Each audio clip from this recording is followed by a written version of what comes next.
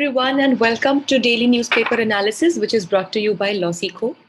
So today we have three articles for our discussion. Two of them was quite similar, so we have brought them together.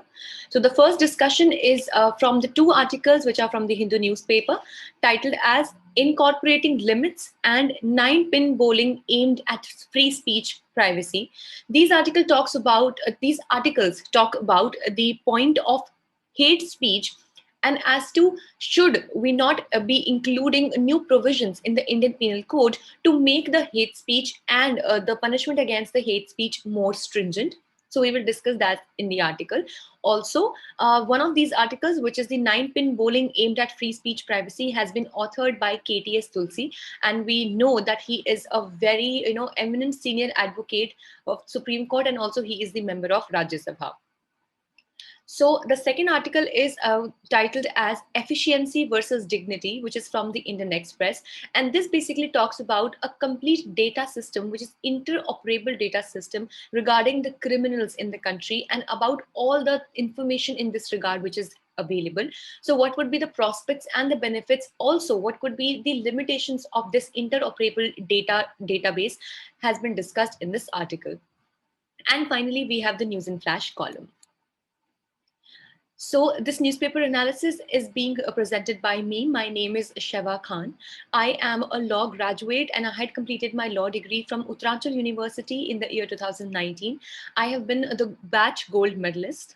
I am a national debater and also a public speaker. And here at Losico, I work as the current affairs expert and manager for free content and outreach. If you wish to connect with me, you can always find me on my Twitter as well as LinkedIn handles. The links to both are available in the description box below. Let's start our discussion with a very positive note and quote for the day. During a storm, you seek shelter under a tree and not the clouds. So this is a very beautiful proverb, which is basically a Cameroonian proverb. And this says that is why it's important to value everything. And that is why we need to value everything that we come across. And thus, we never know that in what situation that thing can be very handy and helpful in our tough times. Let's see what is the multiple choice question from yesterday's discussion. Amandivi, Minicoy, and Lakadive are islands of. Your options are Maldives, Lakshadweep, Andaman and Nicobar Islands, or none of the above. If you know the answer, you can put down your answer in the comment section below. Also, I would like to say that maybe in yesterday's newspaper analysis, you could not find this discussion. But if at all you're also following other channels of Losico and specifically Losico CLAT Prep channel. So over there, we have at 9 a.m. every morning, we have a live quiz from the Hindu newspaper. So if at all you're preparing for any law exam also, law entrance exam for that matter, so definitely that quiz can be very handy and helpful for you. So you can definitely go and check it out. It will be on Losico CLAT Prep channel. You can simply search as the Hindu Daily Quiz by Losico. So this is the descriptive question for the day. What do you understand by hate speech? What provisions do we have currently in our legal system? Also, I feel very much delighted to announce to you all about the new segment update. So from coming 1st June, we will be having a separate and more comprehensive video for our News in Flash column. So it will not be included in the main newspaper analysis, but we will have it rather separately on this channel as well as Losico CLAT Prep channel. So if you want more comprehensive coverage of little small news points that can be important for your prelims exam, so you can definitely check it out from 1st June onwards. Let's get started with our discussion on the first article of the day, first two articles of the day basically, which talk about the free speech and hate speech. So the Committee for Reforms on Criminal Laws is seeking to formulate new provisions in the Indian Penal Code to make hate speech a separate offense. As we know that in these times when freedom of speech and expression, it has been exercised as one of the most used articles of the fundamental rights, we must also note the point that it is also one of the most misused provisions of the fundamental rights, because many a times many leaders, many people, and many such kind of people who are into putting forward or are into aggravating some kind of communal violence or hate in the society, in the void, or in basically the disguise of using their freedom of speech and expression, they rather misuse it by delivering hate speeches. Now, what actually are the hate speeches? Many of our political leaders also, they have been accused of hate speeches, the crime of hate speech, wherein by the matter or by the way of our words, our expressions that we are speaking or we are conveying with the public, we try to inbuild hatred, or we try to inbuild vengeance amongst the people of the society. For example, if I belong to a particular community and I go up to a stage and take this advantage, basically rather I would call it a disadvantage, and I would take this advantage of that particular stage, and I try to separate people on the basis of their caste, color, culture, language, creed, religion, gender, or anything for that matter. So I am definitely the one delivering a hate speech. So any content, any speech, any words of yours that have the potential to develop, or that have the potential to spark in any kind of hatred or any kind of bad feeling in the society, that will be considered as a hate speech. And nowadays, many of our political leaders also, those who belong to, either way to leftist or way to rightist groups, they are many a times seen to be delivering the hate speeches, let's say for their own political support, for their vote banks and whatnot. So here, this Committee on Reforms in the Criminal Laws is actually seeking to formulate new provisions in the Indian Penal Code to make hate speech a separate and a more elaborate offense. So the growing discussion that the IT rules of 2021, which we already were discussing in our previous sessions, actually it says that it threatens to deprive the social media platforms of their safe harbor immunity in event of non-compliance of the rules. Now, as we know that many a times these OTT platforms, to be more specific, they were not even being governed by any kind of guidelines or rules as such, and they were portraying anything that they wanted to. Now, as we said, that unlike the case in which the films had to go through the censor board and had to get in the censorship certificate, that really was not as strict a rule as for these media or these kinds of content which was being delivered through the OTT platforms like Alt Balaji or even Netflix, Amazon Prime, etc. So that is why it says that these IT rules 2021 also, they have threatened to deprive the social media platforms of their safe harbor immunity. Now here we need to understand that this is not something that has to be only a one-sided direction, wherein at one side, definitely the safe harbor was misused by many OTT platforms. Let's say example, not defaming anyone, but of course that's the truth. Let's take example of Alt Balaji, wherein a lot of content which is not very much age appropriate very easily floats. Now, definitely, if at all we are able to make sure that children of the age which is restricted are not watching that content, then definitely it's fine. But the very problem with the OTT platforms was that it was not possible for us to regulate them, which means that even children of very young age, or the people who were not even appropriate, or the content which was not appropriate for some categories or the age groups of people, even that content went to those people as well. And that is why many a times this safe harbor was misused by the OTT platforms.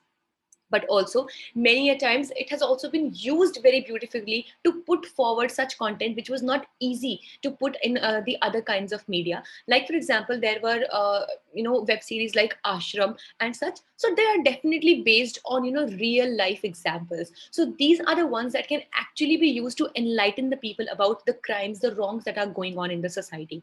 So definitely the safe harbor is something that has the potential of both being used as well as being misused. So definitely it should be made sure that the IT rules 2021 also provide the right balance, and they do not take away any such, what we call as a very basic right of these, the safe harbor or the very basic right of immunity of these platforms.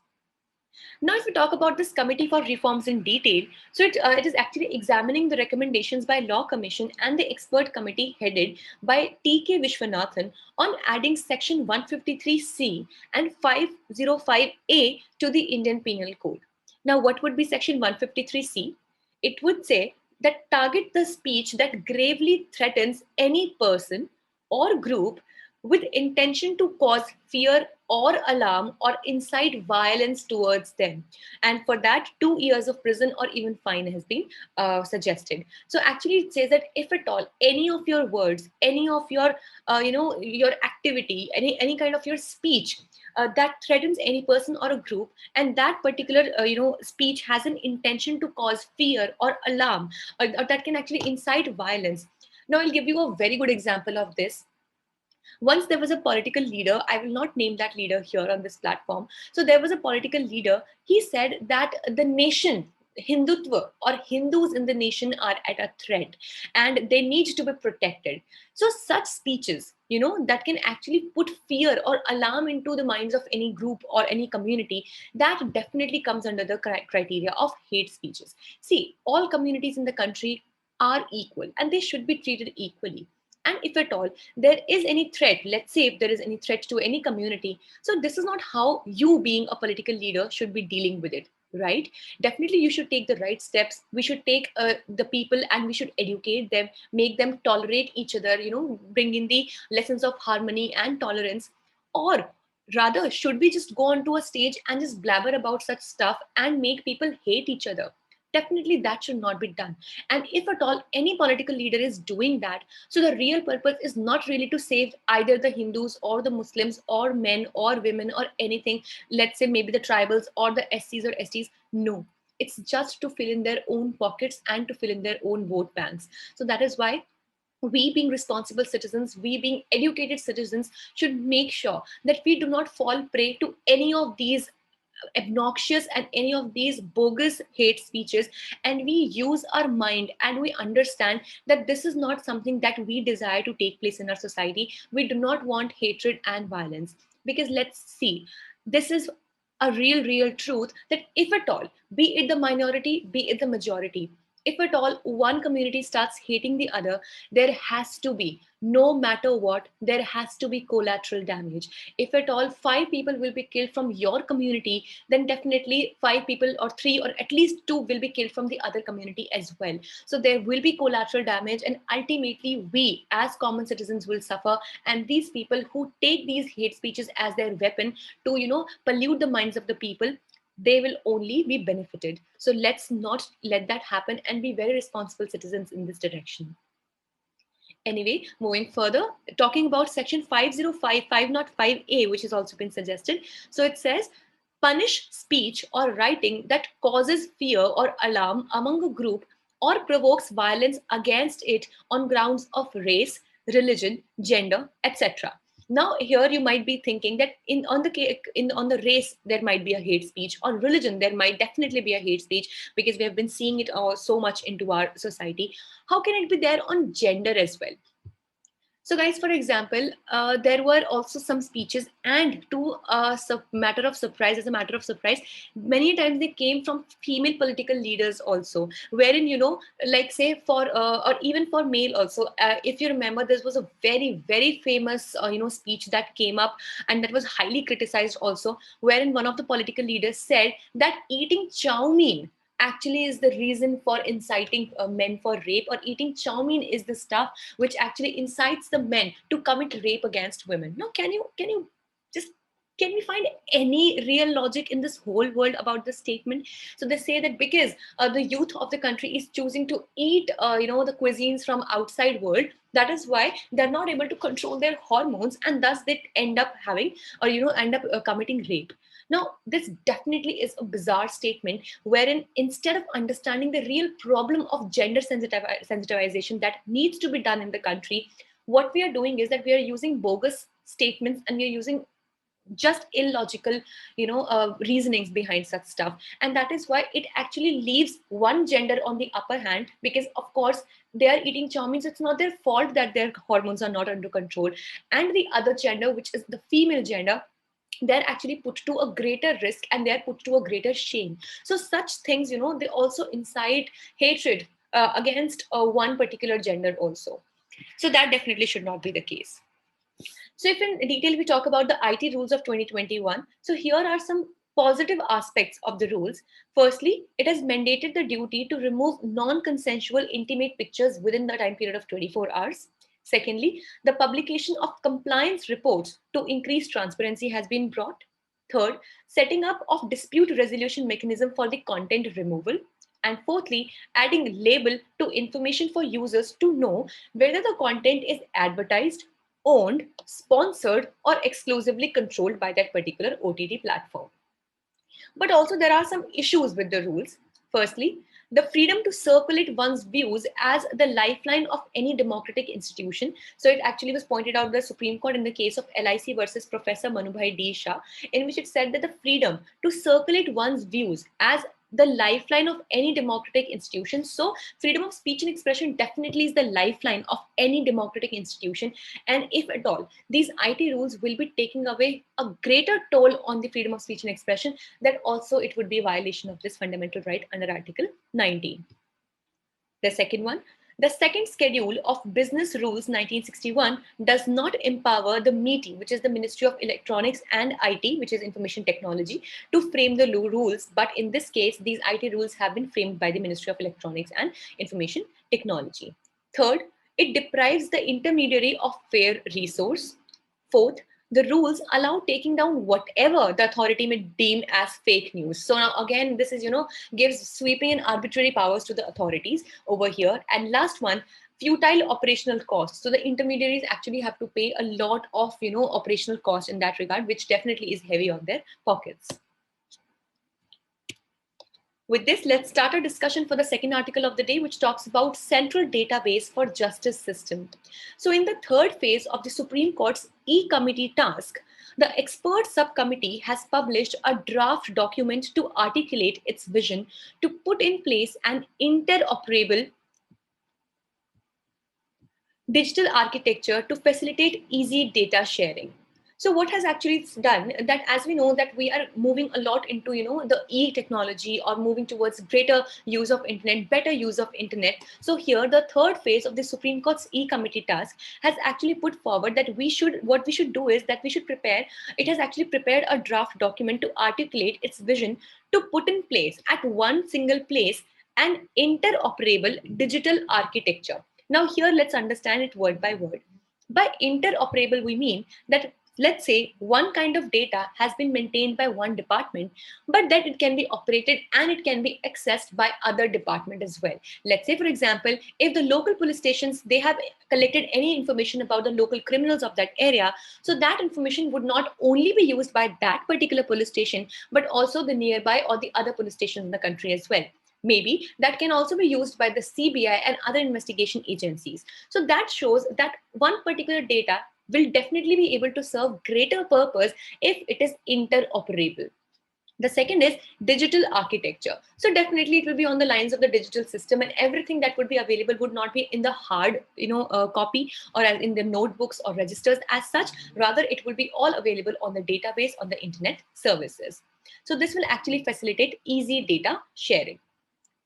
So let's talk about the interoperable criminal justice system in a greater detail. So it was launched in the year 2010, where live exchange of data to replace the existing need based on physical exchange of information was actually felt. Now, as we know that, for example, if a police station is maintaining all the records in registers, so can we imagine that how bulky it would become and how difficult practically it would become to manage all that data? If at all, let's say now a police official has to search for one particular person, now he will actually have to move through all the logbooks, all the registers, all the hard copy data which is available. But if at all this data is available on a computer system, on an internet system, so all we have to do is that we have to use the system of search in that system, and we will be having all the possible results that we need. So this will actually integrate the existing centralized data systems like the crime and criminal tracking network and systems, also like the e-prisons and e-courts. So all of these will come together, and thus a more, a smoother and more efficient functioning can be imagined. Next, there are some privacy concerns as well, wherein it says that the absence of data protection laws. Now, every now and then, every time when we as a nation try to move ahead, one step ahead in, analyzing the data, keeping the data, resourcing the data, every time we are actually facing the same limitation, and it is really the high time that the parliament pays heed and it passes a data protection law. Now, as we know that there was this specific committee which was named as the Justice B.N. Sri Krishna Committee that had proposed having a personal data protection bill in the country, to have a complete act for that matter. But even till date, we do not have a complete relevant act for the data protection in the country, due to which there is a great sense of fear amongst the people also who give in their data, as to if at all it is misused or it is, it is leaked. So who at all, or under which law will we be able to approach the courts to, ask for any kind of help or redressal? So definitely these privacy concerns, specifically in the lack of data protection laws, are huge, and the implication of housing data with Home Ministry also is there. Then next, there is a neglected danger also. Now, what is this neglected danger?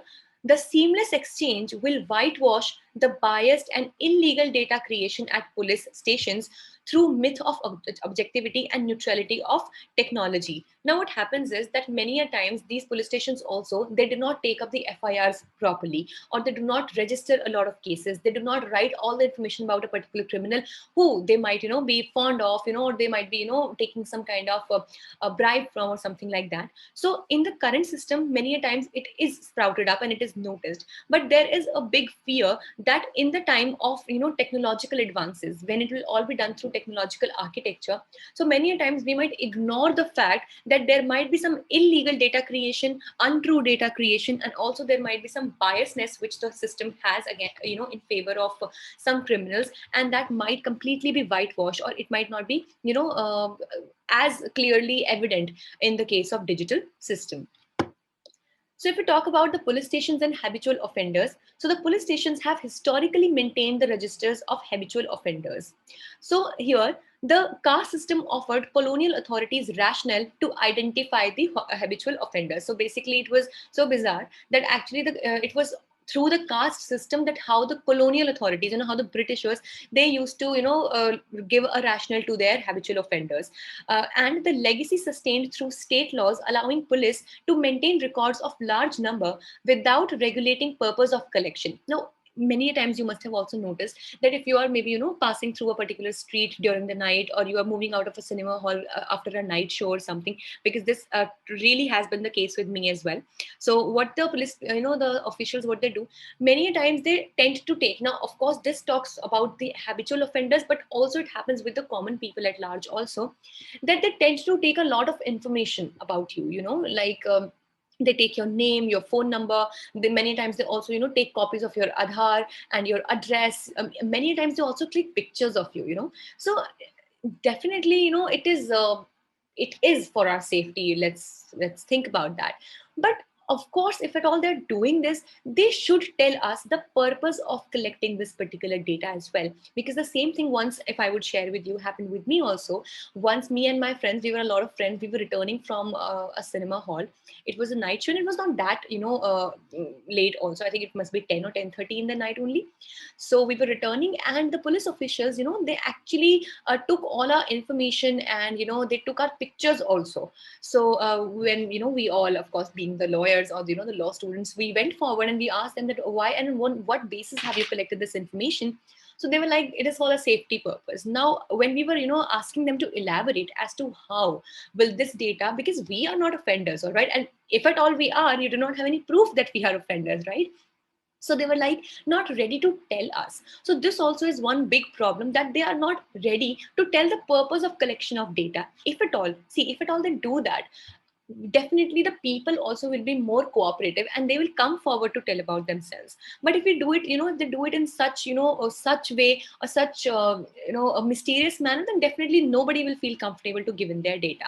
And many times, as the article also points out, they actually do the collection of iris, as the eye, eye reading, face scan, as in our case they had taken the picture also, alleged method of committing crime, their property, associates, and whatnot. So actually, this actually talks about the habitual offenders. So being labeled as the habitual offenders is entirely on police suspicion, discretion, and conventional knowledge. So this is informed by the caste prejudices. So if at all, the only sole authority in our country, that decides as to one particular person is a habitual offender or not, is the police, and that also that is completely based on suspicion. So if at all they believe that a person is a habitual offender, so he would be, and if they do not believe so, then he wouldn't be. So that definitely is way too subjective. And the existence of habitual offenders allows police to manufacture fake crimes. Definitely yes. So if at all, let's say one kind of dacoity or one rape or any other crime has been committed by one person, maybe the police knows that this was done by this person, but of course if they have their bias towards that criminal, so what they would do is that the allegedly habitual offender that they have in their own eyes, they will put the entire blame on that person. So definitely they actually help, they take this disadvantage and they manufacture on their own these fake crimes. So the efficiency and digitization cannot recede rights and dignities of marginalized. Now, this is a beautiful line that has been, used in the article, that nobody definitely is stopping us to become more efficient and more digitized in the criminal system of the country. But nevertheless, nothing in this system should be able to overpower the rights and dignities of the marginalized. So we should always make sure that if at all at one side we are making our system more efficient, more transparent, more interoperable and stuff, we should be able to make sure that in this disguise we are not at all taking away the rights and dignities of the marginalized, and a balance definitely needs to be reached in this direction. With this, let's see what do we have for news and flash today. Firstly, launch of Ayush Clinical Case Repository. So it has been done to support both Ayush practitioners and the general public by aggregating information about clinical outcomes achieved by the Ayush practitioners. Second, Bharat Ratna Professor Rao. So Professor C.N. Rao has been honored with International ENI Award for 2020 for his research in renewable energy sources and storage.